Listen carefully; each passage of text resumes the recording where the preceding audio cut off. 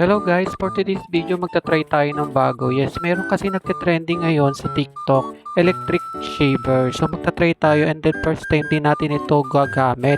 At dahil nga medyo makapal niya yung ating bigote, agad-agad ako nag-order sa TikTok at dito nga ay dumating na ito.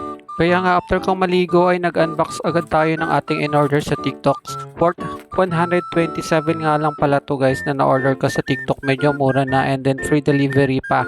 And then after nga nating matanggal yung plastic ay ayan na nga yung box and then o-open na nga natin yung box kung ano yung laman ng box na in-order natin. Kulay blue nga pala yung in-order natin kasi nga favorite din natin yung blue. And then may kasama nga palang siyang cable dahil nga ito ay chargeable. Ang akala ko nga ay kailangan ko munang i-charge bago magamit pero binuhay ko at pinindot ko nga pala yung on ay gumagana na siya. And then binuksan ko rin yung ulo ng ating shaver at doon nga pala mapupunta yung buhok.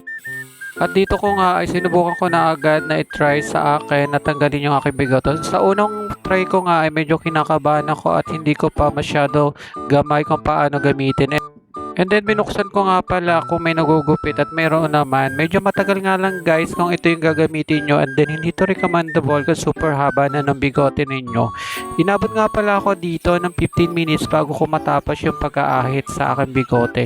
Usually kung manual shaver yung ginagamit ko ay 2 minutes ay tapos na agad ako. Ay dito ay medyo matagal lang. Yun lang yung disadvantage guys dito sa bagong shaver, electric shaver. Pero mas maganda na siyang gamitin, comfortable and then pwede mo siyang dalhin kahit saan basta i-charge mo lang. Habang ang tumatagal ako ay nag-e-enjoy sa paggamit ng electric shaver nito.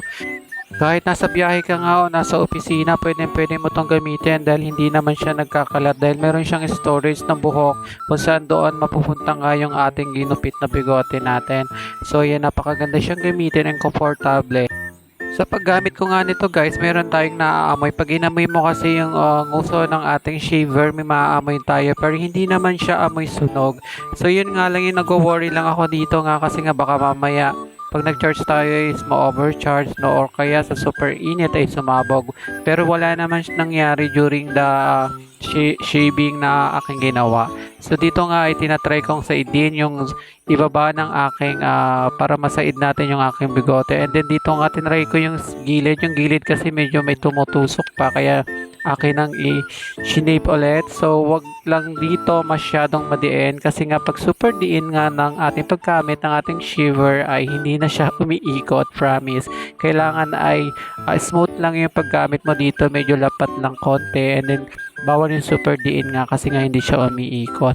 So yun na rin yung protection natin sa skin kaya siguro ganun yung pagka set up ng pagkagawa dito kasi nga kung ididiin natin ng super diin tapos iikot is baka mamaya is magkaroon tayo ng rashes or sugat sa ating balat. So kung aking i-rate itong electric shaver is 9 out of 10. So ayun, ang maganda lang dito guys, medyo siguro mas mahaba yung lifespan ng paggamit natin dito since chargeable naman siya and then hindi siya di battery. Yung normal kasi na ginagamit natin na manual shaver, isang buwan lang na ginagamit natin pag mapurol na agad. Feeling ko ito is, though first time pa lang natin, feeling ko lang is medyo tatanggal to ng mga 2 months or more kung siswertehin tayo kasi every week kasi gagamitin natin yung shaver na to. So yan, hanggang dito na lang guys yung ating video. So nagtry tayo ng bago and then satisfied tayo and then natutuwa din tayo na yung manual shaver natin is nag-level up na ngayon at meron ng bagong labas na para sa atin guys. So hanggang dito na lang, bye! Ito nga pala yung before and after natin. So please share.